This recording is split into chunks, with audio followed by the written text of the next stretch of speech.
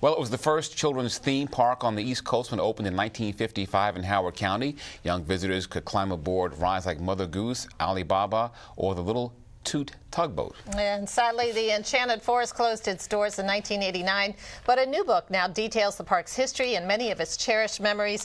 And here to tell us all about that storybook park is one of the book's authors, Martha Ann Clark. And I want to thank you for joining us. The Enchanted Forest was my hangout when I was a child, and I have such fond memories of it. So tell us about that and how it was created.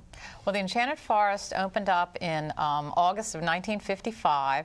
The Harrison family had a motel that had a kind of a theme of each of the little rooms being different, like the shoemaker's house and the, that kind of thing. And so they had this idea of something like that. And in 1954 and 1955, they thought about creating a storybook land using the fairy tales and the nursery rhymes that their children had grown up with for the theme. And they bought some land in Howard County, and they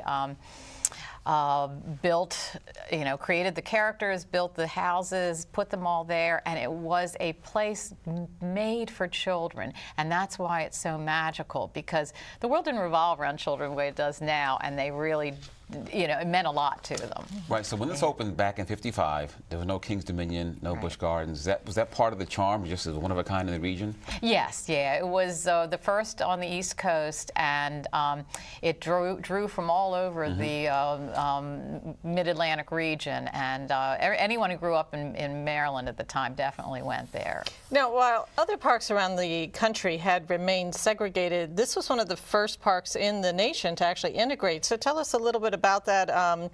This even included integrated bathrooms, which was unheard of at the time. That's correct. The Harrison family was just a forward-thinking family, and they decided before they opened up in 1955 that it was important to them that everybody could come. They loved all children and wanted them all to come. And they, I'm sure there were people who didn't go to the Enchanted Forest because it was integrated and blacks could also go.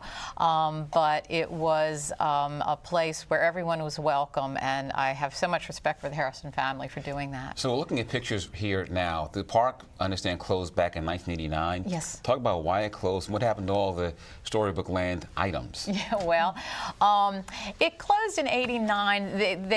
They opened, the first week they were open, they had 20,000 people, and they peaked, I think, probably at 350,000 people a year, and it was the place to go in the region in the 50s and 60s and 70s. But they started to get competition from King's Dominion and Six Flags and Busch Gardens, and the people wanted, fancier the rides. Yeah. This was a low-key kind of little kids type park, and then it's harder to get people to work, and someone offered them a nice amount of money for the property, and the next generation I think wasn't as enthusiastic about running the place as the generation that was running it then, and there was always lots of good reasons to make changes like that. So, but you have actually chosen to write this book to preserve some Maryland history. Absolutely, and we have also moved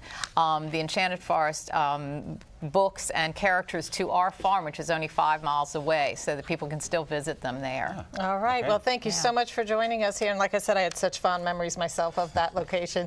So for those interested in reviving some childhood memories, many of these features, as she said, have been at a park that have been restored in the new setting at Clark's Ellicott Farm, and that's on Route 108 in Ellicott City. And the book is available online and in local bookstores.